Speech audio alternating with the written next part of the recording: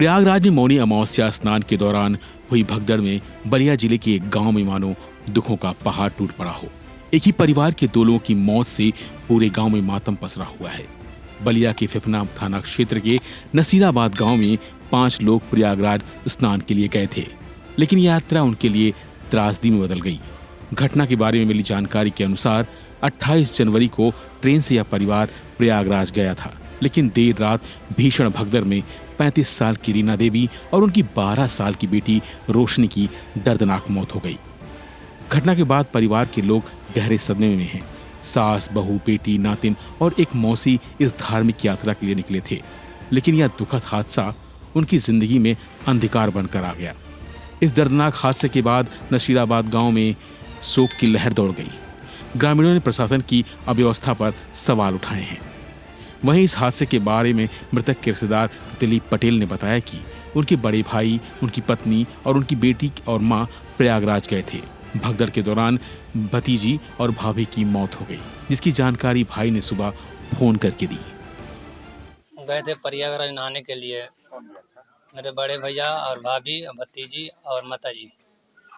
भाग दौड़ के दौरान उन लोगों का मौत हो गई है, भाभी का और भतीजी का।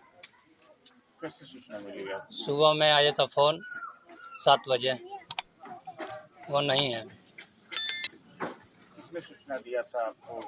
बड़े भैया ना, और कुछ नहीं बता रहे। दरअसल मौनी अमावस्या पर प्रयागराज संगम तट पर स्नान करने के लिए नसीराबाद गांव के 8 लोगों के साथ दिनेश पटेल, अपनी मां ललिता देवी, पत्नी रीना पटेल और बेटी रोशनी के साथ मंगलवार सुबह की ट्रेन से निकले थे, जिसमें गांव के और लोग के साथ भीड़ ज्यादा होने के कारण वो छूट गए। अपने परिवार के साथ दिनेश प्रयागराज संगम की तरफ मंगलवार की रात लगभग 1 बजे जा रहे थे। तभी अचानक अफरा तफरी का माहौल बन गया। दिनेश अपनी मां को लेकर साइड हट गए। वहीं अधिक भीड़ होने के कारण पत्नी और बेटी के साथ छूट गया। जब तक वो कुछ समझ पाते कि अफरा तफरी में दबने के कारण रीना पटेल और उनकी बेटी रोशनी की मृत्यु हो चुकी थी।